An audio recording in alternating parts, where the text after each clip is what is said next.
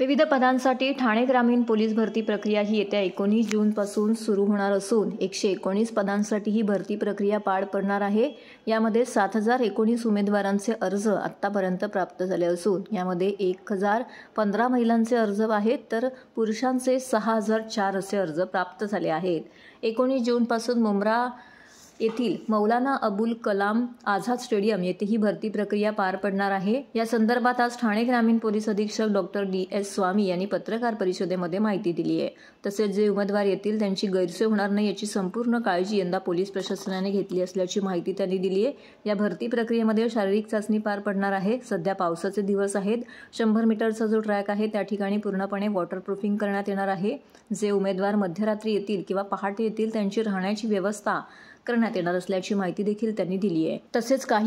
तसेच उमेदवारांच्या आरोग्याची काळजी लक्षात घेता या ठिकाणी ॲम्ब्युलन्स देखील ठेवण्यात येणार आहे। तसेच कोणत्या उमेदवाराला काही शंका असतील तर तातडीने त्या शंकांचं निरसन करण्यात येणार असल्याची माहिती देखील त्यांनी पत्रकार परिषदेअंतर्गत दिली आहे। ठाणे ग्रामीण पोलीस भरतीच्या अनुषंगाने ही प्रेस कॉन्फरन्स आहे। ठाणे ग्रामीण जिल्ह्यामध्ये एकंदरीत 119 पदांची ही पोलीस भरती आहे।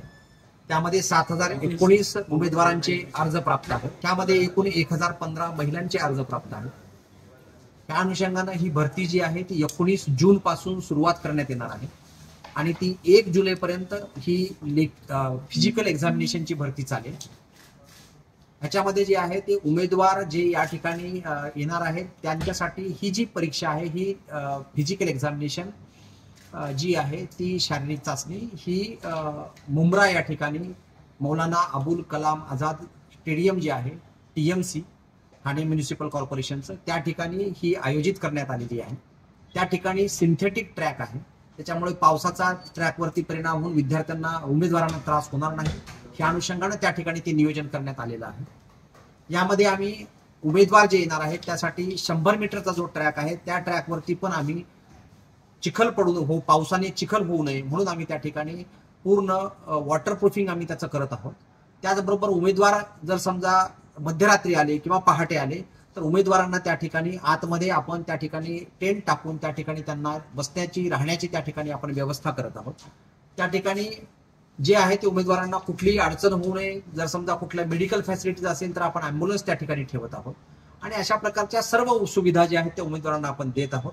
त्याचबरोबर उमेदवारांनी जर समजा 2 वेगवेगळ्या पदांकरिता जर काही अर्ज केले असतील, वेगळ्या युनिटला सुद्धा केले असतील आणि त्यांची त्या ठिकाणी फिजिकल एक्झामिनेशन झाली असेल तर त्यांना पुन्हा आपण 4 दिवसानंतर आपण आपल्या ठिकाणची त्यांना तारीख देणार आहोत। म्हणजे त्यांना कुठल्याही प्रकारचं शारीरिक त्रास कुठलाही होऊ नये अशा प्रकारचं आपण या ठिकाणी नियोजन करत आहोत।